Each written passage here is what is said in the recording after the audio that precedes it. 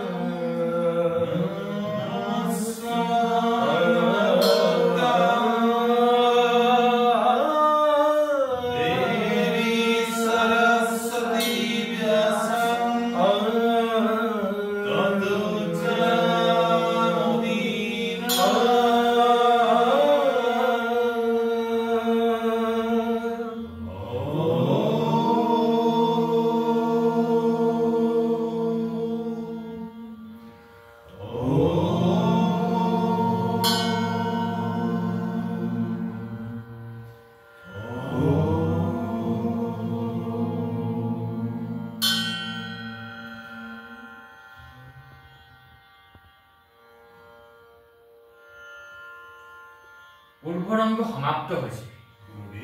আমি এতিয়ালৈকে যিখিনি শিকিলো তাৰ আমি অনুশীলন কৰিম গৈ বলো হয় গুৰুদেৱ এইটো এটা সম্পূৰ্ণ নতুন পৰীক্ষা ইয়াত কোনো ভুল ত্ৰুটি হোৱাটো অনুচিত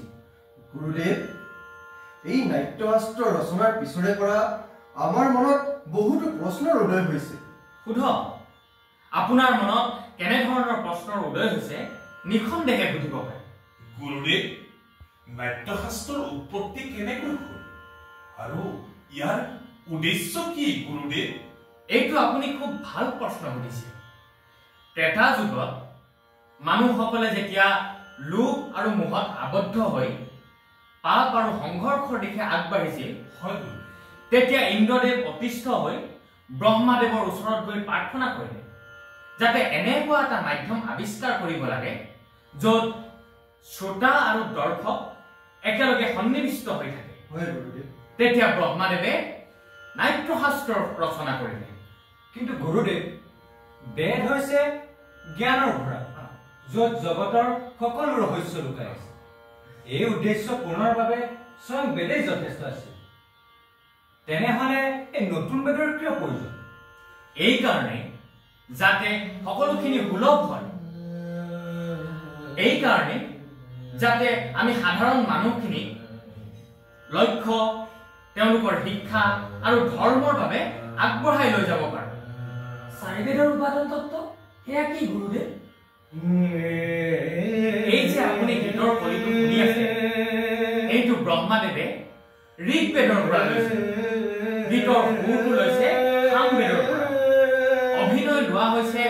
যজুৰ্বেদৰ পৰা আৰু অথৰ্ব বেদৰ পৰা লোৱা হৈছে ৰস গতিকে এই চাৰি বেদ লগ লাগি পঞ্চম বেদ অৰ্থাৎ নাট্যশাস্ত্ৰৰ সূচনা কৰা হৈছে হয় গুৰুদেৱ নিখন্দেহে গুৰুদেৱ কলাবিহীন সমাজ জীৱ জন্তুৰ সমাজ হয় চাওক আমি কিছুমান কথা লক্ষ্য কৰিব লাগে ইয়াত যেনে অসুৰসকল ইয়াৰ প্ৰতি আসক্তি হৈছে নেকি তাত অসুৰসকলৰ কথা আহি পৰে যেতিয়া অসুৰসকলৰ কথা আহি পৰে অসুৰসকল গৈ ব্ৰহ্মাদেৱৰ ওচৰ পালে ব্ৰহ্মাদেৱৰ ওচৰত গৈ অসুৰসকলে নিখনদেহে এই প্ৰশ্নৰ আৱিষ্কাৰ কৰিলে যে এই বেদ কেৱল দেৱতাসকলৰ বাবেহে আৱিষ্কাৰ হৈছে নেকি তেতিয়া ব্ৰহ্মাদেৱে ক'লে নহয় নাট্যশাস্ত্ৰ সকলোৰে বাবে নাট্যশাস্ত্ৰ দেৱতা দানৱ অসুৰ মানৱ সকলোৰে শুভ আৰু অশুভ দৃষ্টি আকৰ্ষণ কৰিবৰ বাবে তেওঁলোকৰ শুভ আৰু অশুভ কৰ্মসমূহ নাট্যশাস্ত্ৰত উপস্থাপন কৰা বুজি পালে নহয় আচৰিত লৌকিক অলৌকিক বহু ধৰণৰ হয় সমস্ত প্ৰাণী জগতৰ ভাৱনাৰ প্ৰতিনিধি হৈছে এই কলা বা নাট্যশাস্ত্ৰ সকলো কলাৰ সংগম সকলো কলাৰ তুংগত এই নাট্যশাস্ত্ৰ হয় গুৰুদেৱ নাট্যশাস্ত্ৰ এক অদ্ভুত কলা হয়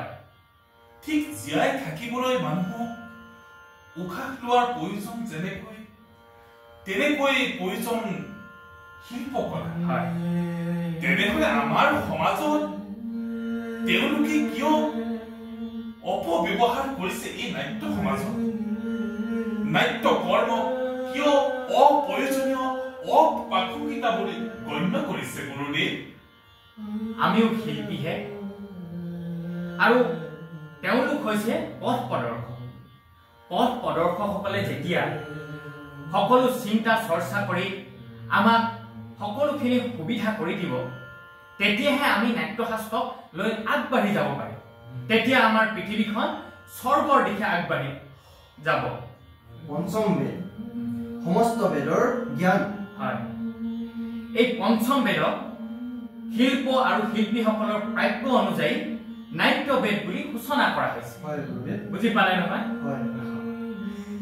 গুৰুদেৱ আজিহে চাৰিবেদ আৰু পঞ্চ নাট্য বেদ ভালদৰে বুজি পালো ভাল বাৰু ঋষিসকল গুৰুদেৱ মোৰ নাট্য শিল্পীসকলে আপোনালোকক আদৰিবলৈ এটি নাটকৰ প্ৰস্তুত কৰি উলিয়াইছে হয় গুৰুদেৱ আমি তেওঁলোকৰ প্ৰদৰ্শন উপভোগ কৰোঁ গুৰুদেৱ অঙ্গিকম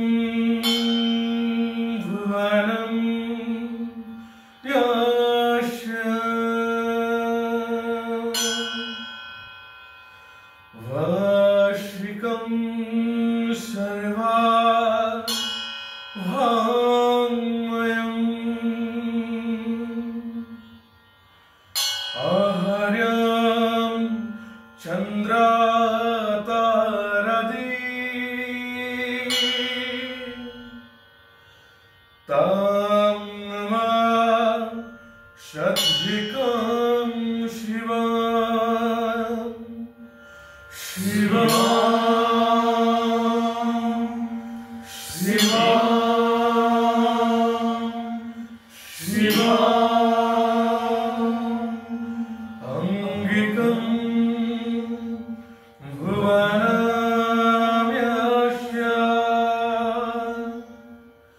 Wow.